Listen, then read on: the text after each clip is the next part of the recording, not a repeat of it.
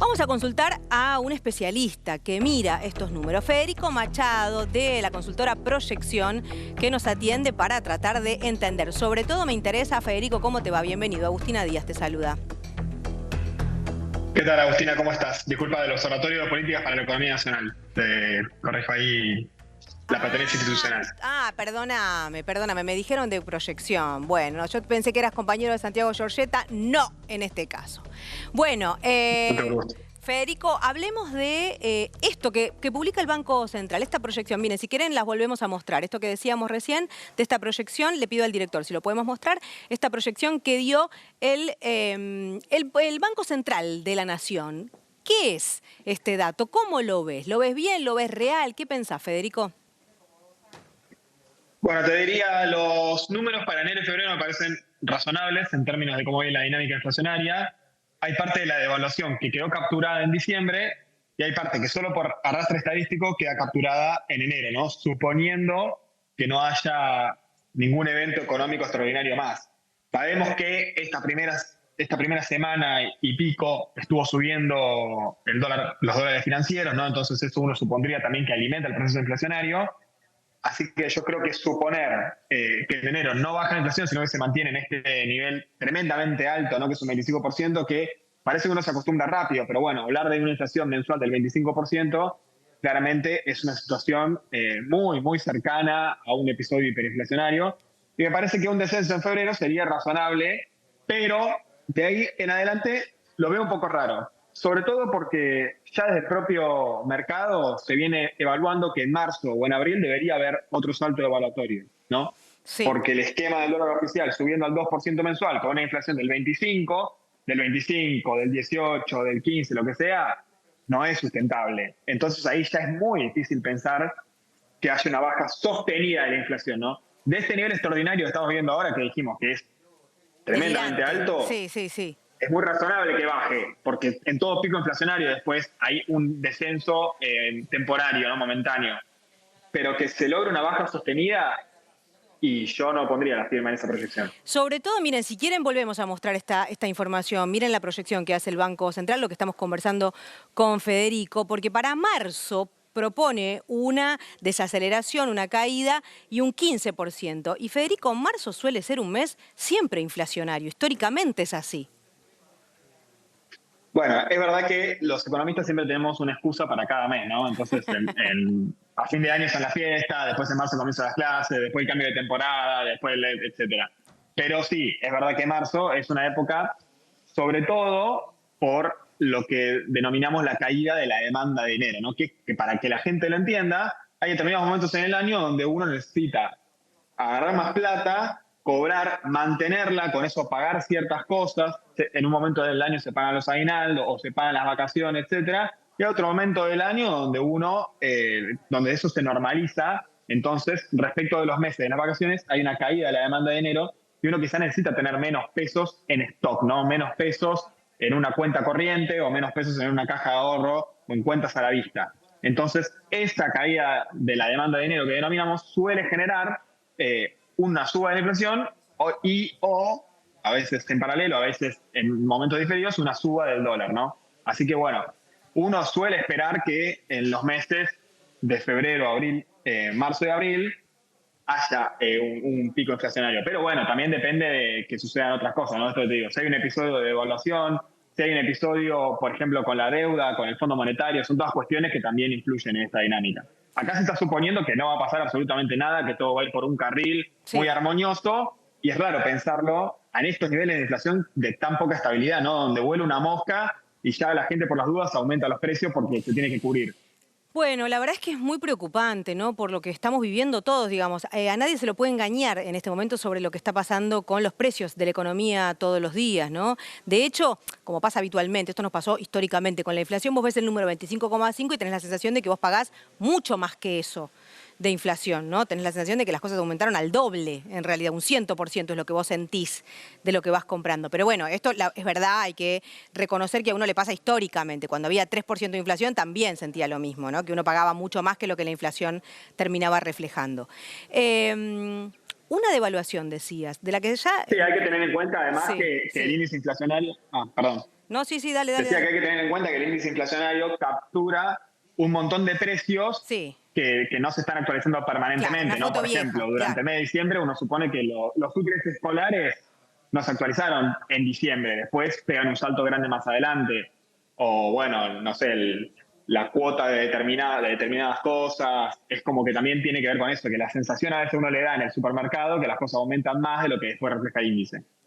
Bueno, Federico, y una devaluación, decías, ¿no? La verdad es que uno lo viene escuchando, los economistas, ustedes nos lo cuentan, que hay una alta probabilidad de que para fines de febrero, para marzo inclusive, haya una devaluación. ¿Te arriesgás a decir de cuánto?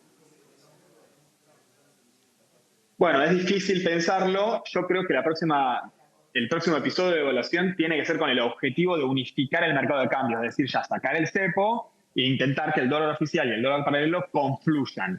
¿A qué nivel? Va a depender de cuánto esté en ese punto el dólar paralelo, ¿no? Hoy estamos alrededor entre los 1.100 y los 1.200 pesos.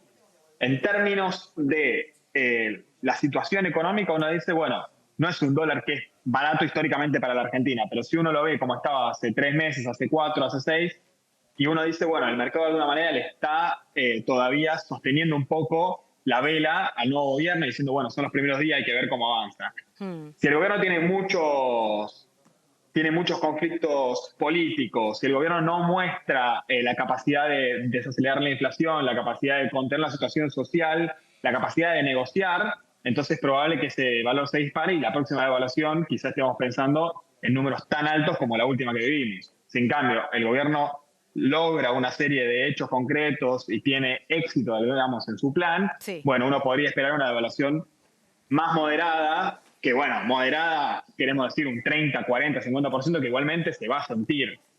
Muchísimo, Federico, me parece un número altísimo el que estás dando.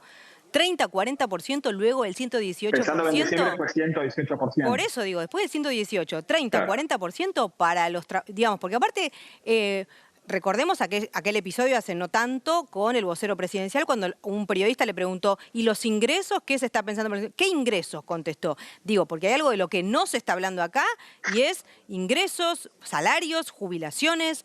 Eso, con suerte, corre por los carriles paritarios en el caso de quienes tienen un trabajo registrado. Pero digo, un 30 o 40% por Sí, arriba de un que es un punto 118 muy débil es del plan letal. económico del gobierno, ¿no? Es un punto en el cual habitualmente los planes de emergencia y los planes de estabilización tienen una parte de ingresos porque uno sabe que no puede Claro, ajustar y dejar a la población más vulnerable a la buena de Dios, porque eso tiene repercusiones que después terminan haciendo que el plan pierda su viabilidad. claro. Pero acá no es solo a la porción de la población más vulnerable, porque uno podría decir, bueno, en este caso el gobierno de Javier Milei duplicó la asignación universal por hijo, aunque no alcance, digo, ¿no? Pero digo, a ver, los programas del Ministerio de Desarrollo Social se van a mantener, según la propia afirmación del gobierno, pero esto afecta al resto de la clase trabajadora, sea que sean monotributistas, personas que hacen changas y trabajan por su cuenta, o trabajadores asalariados, digamos. Acá hay con una nueva devaluación como la que estabas mencionando, como posibilidad, como proyección, por supuesto, tenemos, no sé, la mitad de la población argentina afectada. Claro, creo que el fenómeno que estamos viviendo ahora es terrible por lo novedoso que es el fenómeno del trabajador pobre, que pese a que tiene un ingreso, no llega ni siquiera a alquilarse un lugar para vivir y Claro. tiene que empezar a buscar gente con la cual alquilar o distintas cuestiones que antes uno dice, ya no estamos hablando ni siquiera de irnos de vacaciones y cambiar el auto. Estamos hablando de trabajadores con un trabajo, con un salario que no consiguen pagar el alquiler y la comida. Es dramático. ¿Y cuál es el objetivo, te parece, entonces, para esta situación que describís como dramática, Federico? ¿Qué busca el gobierno? ¿Cuál es su objetivo? Bueno, me parece que tomando algunas de las declaraciones de ellos, tomando su marco conceptual también y las cosas que no dicen, tiene que ver con que el plan de dolarización, que vendría a ser el objetivo final, necesitaría de salarios en dólares muy deprimidos, muy bajos, ¿no? Para lograr esa devaluación y para que esa dolarización pueda tener un superávit comercial con el exterior en el cual nosotros no podamos importar una gran cantidad de bienes que implique que los dólares del país no alcancen, ¿no? Porque si entramos en una situación de déficit, bueno, evidentemente no va a ser sustentable ese esquema económico. Entonces yo creo que se busca un modelo de un país con muchas exportaciones y con muy bajos salarios como son, por ejemplo, países del sudeste asiático que exportan un montón, pero son tremendamente pobres. Claro.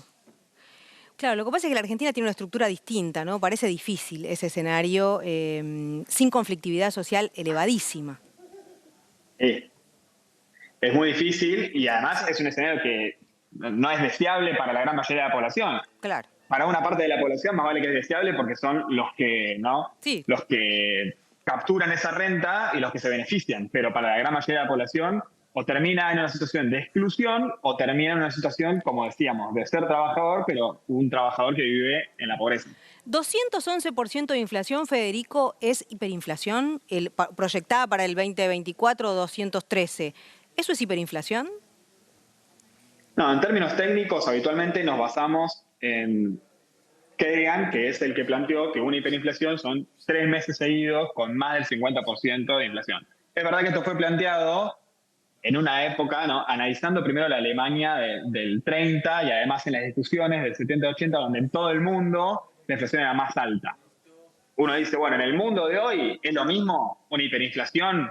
Yo creo que los niveles son tan extravagantes que muchos podríamos verse tentados de plantearlo así, pero me parece que la dinámica de la hiperinflación tiene que ver con otra cosa, tiene que ver con una lógica de directamente desprenderse del dinero inmediatamente apenas lo cobras y una espiralización, ¿no? Donde todos los días, la inflación va cada vez mayor en aumento de forma exponencial, no esta cosa que venimos viviendo de picos, valles, lo cual no quiere decir que estamos en riesgo de entrar en ese proceso. Me parece que todavía no estamos, me arriesgo a decir eso, pero obviamente que estamos caminando una cornisa muy peligrosa. Muy peligrosa, sin ninguna duda. Mira, Federico, quiero compartir con vos este dato de la inflación en los distintos países del mundo. Fíjense, en la Argentina 211%, en el Líbano 211%, Venezuela 193%, Turquía 64,8%, Alemania 5,9%, Italia 5,7%, Francia 3,7% y Estados Unidos 3,4%. Argentina al tope de la lista. Sí, te puedo sumar ahí el caso de Zimbabue, que ellos publican la inflación que la miden en dólares, no en su moneda, que es el dólar zimbabuense, ¿no? Ellos intentaron una dolarización, salió mal, entonces reintrodujeron el dólar zimbabuense y ahora están en una situación crítica. Entonces Zimbabue es el ejemplo que obviamente el gobierno no quiere hablar porque es un ejemplo de dolarización fracasada dramáticamente. Y Mirá. tienen hoy en día una inflación similar a la Argentina en dólar zimbabuense, alrededor del 220-30% anual, y en dólar estadounidense un 25% anual, que para ser en dólar estadounidense es una barbaridad. Claro, claro. Bueno, veremos qué pasa, ¿no? Seguramente ellos contestarían que están recién comenzando el gobierno, pero en este momento el gobierno de Javier Milei tiene una inflación para la República Argentina más alta que la de Venezuela, inclusive. Es cierto, es cierto. Yo creo que, bueno, hay que dejar caminar el bicho, ¿no? Podemos decir. Bueno, obviamente. Pero me parece que no es tampoco para lo que está haciendo el presidente de salir a festejar, decir que al ministro de la puta hay que llevarlo en andas. Sí. Eso ya es otro extremo, ¿no? Uno dice, bueno, está bien. No podemos decirle, che, Milei, qué desastre manejando la inflación después de un mes de gobierno, claro. Pero tampoco se puede festejar pasar del 12 al 25, ¿qué es eso? Obviamente, ni tanto ni tampoco en este caso. Y veamos nuestra región, si te parece, Federico, también para poner en contexto lo que está pasando en el resto de los países de América Latina, que son, bueno, con quienes tiene más sentido en definitiva que nos comparemos, por cercanía, por cultura y por justamente lo compartido, la historia compartida. Colombia, interanual 9,3%, Venezuela 193, lo veíamos recién, Brasil interanual 4,6%, todos queremos ser brasileros en este momento, Uruguay 5,1% y la Argentina 211,4%. Bueno, salvo Argentina y Venezuela, en el resto de los países de la región es muchísimo más estable la inflación. Sí, es lamentable que no hayamos podido implementar de alguna manera los planes de estabilización que tuvieron éxito en los otros países, que no, en la gran mayoría de los países de Latinoamérica, como vemos ahí, ninguno de los que están ahí, hubo que dolarizar, sino que directamente lograron construir una moneda propia fuerte que les permite tener cierta autonomía respecto al ciclo económico extranjero, pero que también les permite ¿no? Tener estabilidad y que las tasas de inflación sean relativamente moderadas. Relativamente, comparado con Argentina, súper moderadas y relativamente para el mundo bastante moderadas. Bueno, Federico, entonces, te ves un escenario, resumo lo que conversamos, que probablemente en enero mantenga este nivel de inflación, alrededor de otro 25%, luego que se reduzca, pero no como está proyectando el gobierno nacional, y ves una devaluación por ahí del 30 o 40% inclusive para febrero-marzo. La vemos más para marzo, abril, mayo. Me Ok. parece que va a intentar que sea durante la cosecha para que sea lo más moderada posible. Mm, 30-40% creo que es en el mejor de los casos, lamentablemente, por más que, como vos dijiste, va a ser muy doloroso para la gente. sí. Y creo sí que en febrero va a disminuir la tasa de inflación, pero que no va a ser una reducción sostenida en el tiempo, ¿no? Es decir, Sí. que puede caer un montón en febrero, pero no va a ser sostenida durante el primer semestre, salvo un escenario de muchísimo éxito del plan económico del gobierno, que no es lo que nosotros proyectamos como escenario de base. Bien, perfecto. Y ya que mencionaste la cosecha, te introduzco una última variable y es lo que está pasando con China en este momento, que es nuestro principal socio comercial al que le exportamos buena parte de la cosecha, ¿no? Que pareciera estar en este momento eligiendo otros destinos por este desatino que tuvo el gobierno de Javier Milei respecto de Taiwán y entablar lazos ahí, casi enrostrándoselos a China, ¿no? ¿Qué puede llegar a pasar en caso de que China efectivamente decida comprar en otros lugares? Obviamente que eso sería catastrófico para las exportaciones argentinas, sería catastrófico para un sector que, en teoría, debería verse muy beneficiado por el gobierno de Milei, que es el sector agroexportador. Yo creo que esto, de alguna manera, refleja que hay muchas críticas de sectores políticos de decir, bueno, Milei, prometiste una cosa en campaña, hiciste otra, etcétera. Yo creo que ese no es la situación. Me parece que el problema de Milei, en vez de ser pragmático, es un problema que se va al otro extremo y es dogmático. Y creo que esta cuestión de las relaciones internacionales tiene que ver con los dogmas que tiene planteado su gobierno, el presidente y la canciller, en el cual, por reconocer un país que a nosotros comercialmente no nos aporta nada, tener una relación con Taiwán, vamos a perdernos nuestro principal socio comercial, ¿no? Uno de los principales después de Brasil, que es China, al cual le exportamos una gran cantidad de productos de la agroindustria.